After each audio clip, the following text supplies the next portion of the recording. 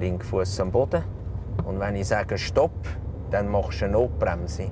Hinten ist niemand. Vollbremsung auf abgesperrtem Gelände. Fahrschüler Jonathan Safra steigt aufs Bremspedal. Der Bund will das zur Pflicht machen. Eine Lektion zum Bremsverhalten. Verständlich. Aber ist es wirklich nötig? Denn für den Fahrlehrer gehört das seit 28 Jahren zu den absoluten Grundlagen. Das gehört eigentlich fast in die erste Stunde der Ausbildung. Weil sie fahren ja dann auch schon mit Eltern, die gar keine Möglichkeit haben, bei einem Notfall eine Notbremse zu machen, weil sie kein Pedal haben. Und darum finde ich, sollte man das eigentlich als Fahrlehrer in der ersten Stunde schon mit den Schülern machen. Mit dem Lernfahrausweis in der Tasche und einem erfahrenen Beifahrer auf dem Nebensitz könnte es neu schon ab 17 auf die Straße gehen. Zur Prüfung geht's aber nicht auf der Überholspur.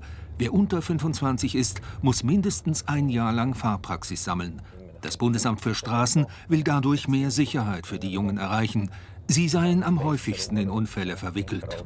87% der Töteten, 3/4 der Schwerverletzten sind junge Leute zwischen 18 und 24. Und es geht um ihren Schutz, um den Schutz für sie. Ihnen mehr Kompetenzen zu geben, das ist das Hauptelement, bevor sie allein im Verkehr unterwegs sind. Der Präsident des Zürcher Fahrlehrerverbandes ist skeptisch gegenüber den geplanten Änderungen, insbesondere gegenüber der 12-monatigen Frist, bevor Junglenker an die Prüfung können. Das garantiere noch keine Fahrpraxis.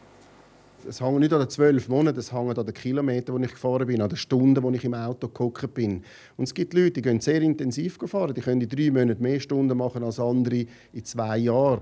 Das beweist auch das Beispiel von Fahrschüler Jonathan Safra. Der 21-Jährige lebt in einem Haushalt ohne Auto. Wenn er mit seinen Eltern üben geht, muss er sich organisieren. So. Gut. Hätte er schon gerne mit 17 den Lernfahrausweis gehabt?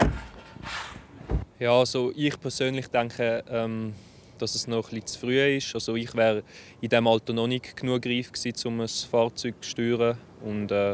Aber das ist, glaube ich, bei jeder Person ein bisschen unterschiedlich. Die Fahrstunde ist zu Ende.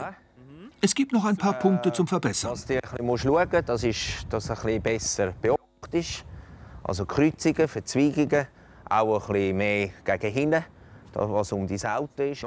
Die Vorschläge des Bundesrats gehen jetzt in die Vernehmlassung. Mit den neuen Regeln würde die Fahrausbildung immerhin etwas günstiger, weil nach der Prüfung nur noch eine Weiterbildung nötig ist, statt wie bisher 2. Ein schönes Wochenende. Geniessen es, gell? Und dann sehen wir uns nächste Woche. Ja, am Mittwoch, glaube ich. Ja, gut. Also, ciao, Jonathan.